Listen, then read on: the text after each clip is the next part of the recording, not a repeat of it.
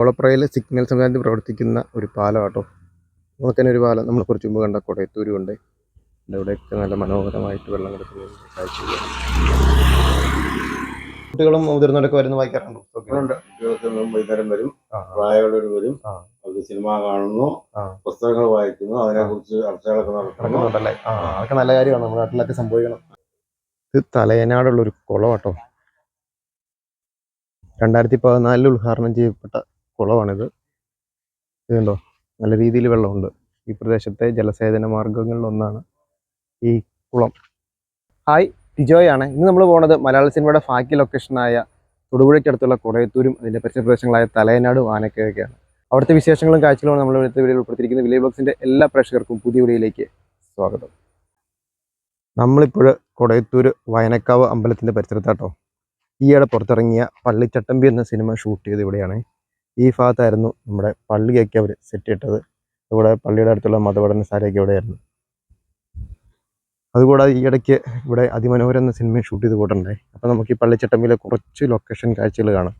അപ്പോൾ ശരിക്കും പറഞ്ഞു കഴിഞ്ഞാൽ ഇപ്പോൾ ഇവിടെ സിനിമയെ ബന്ധപ്പെട്ട യാതൊരു ഒരു സെറ്റ് വർക്കുകളൊന്നുമില്ല, എല്ലാം പൊളിച്ചു കളഞ്ഞായിരുന്നു. അപ്പം അത് എടുത്ത സ്ഥലങ്ങളൊന്ന് കാണിച്ചു തരാൻ മാത്രമാണ് നമ്മൾ ഇപ്പോൾ ഇങ്ങനെ വന്നത് കേട്ടോ.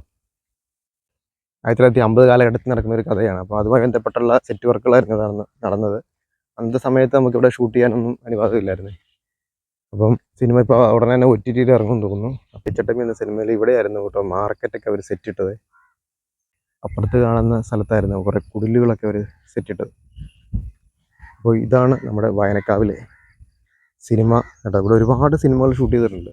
എടുത്തു പറയാൻ പറ്റാത്ത രീതിയിൽ 100-ലധികം സിനിമകൾ ഇവിടെ ഷൂട്ട് ചെയ്തിട്ടുണ്ട്, മലയാളവും തമിഴും തെലുങ്കൊക്കെ ആയിട്ട്. കുറച്ച് ദൂരെയായിട്ട് നമുക്ക് കൊടയത്തൂർ പാലം കാണാവേ. ആ പാലത്തിൽ കഥ പറയുമ്പോൾ തുടങ്ങിയ സിനിമകളൊക്കെ ചിത്രീകരിച്ചതാണ്.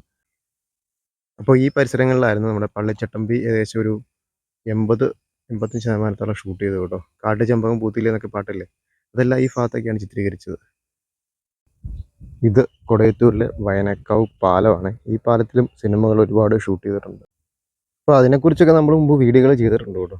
എന്നാലും ഈ ഇടയ്ക്കൊക്കെ ഇവിടെ ഷൂട്ടിങ്ങുകളൊക്കെ വരാറുണ്ട്. ഈയിടെ മലങ്കര ഡാമിൻ്റെ ഷട്ടറൊക്കെ ഉയർത്തി ഇവിടുത്തെ വെള്ളമൊക്കെ കളഞ്ഞ് അത് മെയിൻറ്റെയിൻസ് ചെയ്തായിരുന്നു. ആ സമയത്ത് ഇവിടെ എല്ലാം വെള്ളം കുറഞ്ഞ ഒരവസ്ഥയിലായിരുന്നു. ഇപ്പം ഷട്ടറിൻ്റെ പണിയൊക്കെ പൂർത്തിയായി. ഇവിടുത്തെ വെള്ളമൊക്കെ പതുക്കെ പൊങ്ങിക്കൊണ്ടിരിക്കുകയാണ്. അപ്പോൾ ഇതേ കാണുന്നത് നമ്മുടെ ഇലവിഴ പൂഞ്ചിറ മലനിരകളാണ്. നമുക്ക് പോകേണ്ടത് ഈ പാലത്തിന് അപ്പുറത്തേക്കാണ്. തലയനാട് ഒക്കെ പോകുന്നത് ഈ പാലത്തിൽ കൂടെ നമുക്ക് പോകാം, അല്ലെങ്കിൽ ആനക്കായും കൂടി തലയനാട് പോകാം. അപ്പോൾ നമുക്ക് ഈ വഴിക്ക് തലയനാട് പോകാം കേട്ടോ. തലയനാടിലെ കാഴ്ചകളാണ് നമ്മൾ ഈ വീഡിയോയിൽ കൂടുതൽ ഉൾപ്പെടുത്തിയിരിക്കുന്നത്.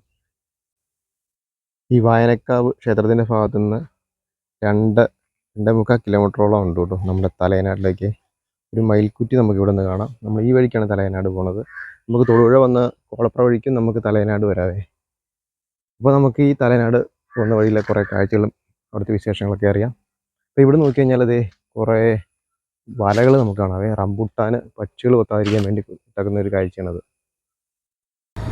ഇപ്പം തലയനാട് പോകുന്ന വഴിയിലെ കുറേ കാഴ്ചകൾ. ഈ വഴിക്ക് നമുക്ക് ആനക്കായം പോകാതെ. അപ്പോൾ ആനക്കായം പോയിട്ട് അവിടുത്തെ കാഴ്ചകളൊക്കെ കണ്ടതിന് ശേഷമാണ് നമ്മൾ തലയനാട്ടിലേക്ക് വരുന്നത്. അവിടെ ഒരു ഗ്രോട്ടോയുണ്ട്, ഒരു പള്ളിയുണ്ട്. ഈ കാണുന്ന മലയുണ്ടല്ലോ, ആ മലയുടെ പേര് മുതിയാമല എന്നാണ്. നമ്മളതേ അതിൻ്റെ ടോപ്പിൽ വരെ കയറിയിട്ടുണ്ട് കേട്ടോ. എൻ്റെ വീഡിയോ കാണാത്തവർക്ക് ലിങ്ക് നമ്മൾ ഐക്കാടി കൊടുത്തേക്കാവേ. ഇതെല്ലാം ഇവിടുത്തെ മലങ്കര ജലാശയത്തിൻ്റെ ഭാഗമായിട്ട് വെള്ളം കയറിയിട്ടുണ്ട്. ഇവിടെ ഒരുപാട് പേര് മീൻ പിടിക്കാനൊക്കെ വരുന്നുണ്ട്. വലയ്ക്ക് ഇട്ടുന്ന കാഴ്ച കാണാം. കാണുന്നതാണ് നമ്മുടെ ആനക്കയത്തെ 2 പാലം കേട്ടോ, ചെറിയ പാലവും വലിയ പാലവും. പോകുന്ന വഴിക്ക് നമുക്കിത് ചേന നട്ടു വെച്ചേക്കുന്ന ചേന കൃഷിയുടെയും കപ്പ കൃഷിയുടെയൊക്കെ ഒരു മനോഹരമായ കാഴ്ചകൾ കാണാം കേട്ടോ. ഈ പ്രദേശം ഏറ്റവും സുന്ദരമായ കാഴ്ചയാണ് ഇങ്ങനെ 2 സൈഡിലും തിങ്ങി നിൽക്കുന്ന ഇല്ലിയുടെ കാഴ്ചകൾ കേട്ടോ.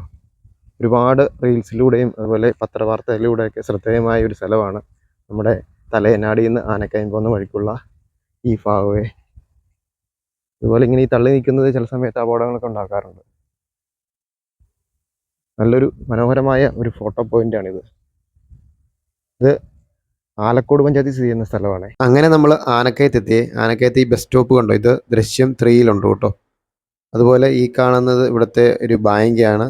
ദൃശ്യം 3 കൂടാതെ ആട് 2 ഒക്കെ ഇവിടെ ഷൂട്ട് ചെയ്ത കേട്ടോ. ഒരുപാട് സിനിമകൾ, സൂത്രക്കാരൻ തുടങ്ങി ഒരുപാട് സിനിമകൾ ഷൂട്ട് ചെയ്തതാണ്. ഇവിടെ പഴയ രീതിയിലുള്ള ഒരുപാട് കടകളൊക്കെ നമുക്ക് കാണാവേ. കൂടാതെ ചെറിയ ചെറിയ പെട്ടിക്കടകളൊക്കെ നമുക്ക് കാണാം. ഇതാണ് ആനക്കയത്തെ ടൗണേ. അപ്പോൾ ഇതാണ് നമ്മുടെ ആനക്കയം പാലം കേട്ടോ. ആനക്കയം പാലം ഇതിന് തൊട്ടപ്പുറത്തായിട്ട് നമുക്ക് ആനക്കയത്തെ ചെറിയ പാലവും കാണാം. ഇവിടെയൊക്കെ ഒരുപാട് സിനിമ ഷൂട്ടിങ്ങൾ നടന്നതാണ്.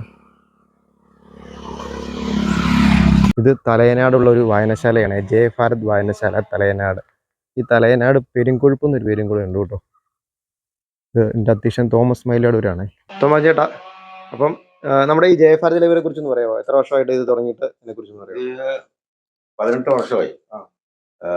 കെട്ടിടം പണിതിട്ട് 2012-ലാണ് കെട്ടിടം പണിത്. അതുകൊണ്ട് ഞങ്ങള് ആദ്യമേ തലയനാടായിരുന്നു. അത് കഴിഞ്ഞിട്ട് ഇവിടെ അടുത്ത ഒരു അങ്കമാടി അടുത്തൊരു കെട്ടിടം പണിത്. അതിനകത്ത് 4 വർഷം ഇരുന്നു. അപ്പുറത്ത് 8 വർഷം ഇരുന്നു. അത് കഴിഞ്ഞിട്ട് ഇവിടെ വന്ന കഴിഞ്ഞ വർഷമാണ് അതിന്റെ ഉദ്ഘാടനം കഴിഞ്ഞ പ്രവർത്തനം ആരംഭിച്ചത്. കുട്ടികളും മുതിർന്നവരൊക്കെ വരുന്ന വായിക്കാറുണ്ടോ? കുട്ടികൾക്കെല്ലാം വൈകുന്നേരം വരും, പ്രായമുള്ളവർ വരും. അത് സിനിമ കാണുന്നു, പുസ്തകങ്ങൾ വായിക്കുന്നു, അതിനെക്കുറിച്ച് ചർച്ചകളൊക്കെ നടക്കുന്നുണ്ടല്ലേ. അതൊക്കെ നല്ല കാര്യമാണ്. നമ്മുടെ നാട്ടിലൊക്കെ സംഭവിക്കണം. എല്ലാവരും മൊബൈൽ കുത്തിക്കൊണ്ടിരിക്കുന്ന സമയം കൊണ്ട് ഇതൊക്കെ ചെയ്യുവാണെങ്കിൽ നല്ല കാര്യം. ഇപ്പോഴത്തെ ഈ മയക്കുമരുന്നിനൊക്കെ അതൊക്കെ ഒരു വിടുതൽ. ഇവിടെ വന്നു ഷട്ടിൽ കളിക്കുന്നു. താഴെ വേറെ ഒരു ഫുട്ബോൾ കോർട്ട് ഉണ്ട്. അപ്പൊ അവിടെ വന്ന് പന്ത് കളിക്കുന്നു, ഷട്ടിൽ കളിക്കുന്നു. അത് കഴിഞ്ഞ ക്യാരംസ്, ചെസ്, ഇവിടെ എല്ലാവിധ കാര്യങ്ങളോടെ ഉണ്ട്. അതുകൂടെ നമ്മുടെ ഈ തലനാട്ടിൽ നമ്മൾ എന്നൊക്കെ കൃഷികളൊക്കെ ഉള്ളതായിട്ട് കാണുന്നത്? തലനാട് എന്ന് പറഞ്ഞാൽ നമ്മള് ഇവിടെ കൂടുതലും റബ്ബറാണ്. പിന്നെ തെങ്ങുണ്ട്, ജാതിയുണ്ട്, പിന്നെ ഈ ഇടവ കൃഷികളായ വാഴ, കപ്പ, ചേന, ചേമ്പ്, കപ്പ, എല്ലാ കൃഷികളും. ഇതിന്റെ അപ്പുറത്തേക്ക് കഴിഞ്ഞാൽ നെൽകൃഷി വരെ ഉണ്ടല്ലേ? ഇതിനപ്പുറത്തേക്ക് പോയ അഞ്ചരിയില് സിനിമ ഷൂട്ടിങ്ങളൊക്കെ വരുന്നത് ആനക്കയത്തും കൊടയത്തൂരൊക്കെ ആയിട്ട്. ഈ ഇവിടെ എന്റെ വീടിന്റെ പിന്നിൽ ഇവിടെ വെച്ച് ഒരു സിനിമ, ജയറാമിന്റെ ഒരു സിനിമയായിരുന്നു. അത് ഇതിലൂടെ വെച്ചായിരുന്നു, നമ്മുടെ വീടിന്റെ വെച്ച. പിന്നെ അതുപോലെ പള്ളിയിലേക്ക് പോകണം, അവിടെ വെച്ച് ഇത് ഇവിടെ വെച്ച് നടത്തി. ഒരു തവണ ഈ സിനിമ ഷൂട്ടിംഗ് അറിയാൻ മുറ്റത്ത് വെച്ച് എന്തോ ഒരു ഷൂട്ടിങ് നമ്മുടെ ഈ തോതിയുടെ ഒക്കെ പള്ളിച്ചട്ടമ്പി ആയിരിക്കാം. പള്ളിച്ചട്ടമ്പി ഇവിടെ കുറച്ച് എടുത്തു. അങ്ങനെ ഇവിടെ ഒത്തിരി സിനിമ ഷൂട്ടിങ് ഒരു 10-15 ചുവട്ടം ഉണ്ട്. വയനക്കാവ് കൂടാതെ, വയനക്കാവിൽ ഒത്തിരിയല്ല, വയനക്കാവ് ആണെങ്കിൽ ഒത്തിരി ഒരുപാട് സിനിമകൾ വന്നിട്ടുണ്ട്. അത് കൂടാതെ ഇവിടെ നമ്മുടെ ഈ ഇതൊക്കെ ഒരു ടൂറിസം ഹബ്ബായിട്ട് വളരാൻ ചാൻസ് ഉണ്ടോ? തീർച്ചയായിട്ടും സാധ്യതയുണ്ട്. അതുപോലെ ഈ വെള്ളം 360 ദിവസം കെട്ടിക്കിടക്കുന്ന ഇത്രയും സൗകര്യങ്ങളുള്ളത്. അതെ അതെ. പിന്നെ വിദേശ രാജ്യത്തൊക്കെ ആണെങ്കിൽ പണ്ടേ ടൂറിസത്തിന് ഭയങ്കര അനന്ത സാധ്യതയുള്ള സ്ഥലമാണ്. അതെ അതെ. ഇവിടെ വരാൻ ഞാൻ ഇവിടുത്തെ സ്ഥലത്തെ MLA-യോടും ജനപ്രതിനിധികളോടും ഒക്കെ ആവശ്യപ്പെടുകയാണ്, MP-യോടൊക്കെ. ഇത് വരുവാണെങ്കിൽ നാടിനൊരു നല്ലൊരു വികസനം ഉണ്ടാവും. നാടിന് തന്നെ വികസനം കേരളത്തിലും.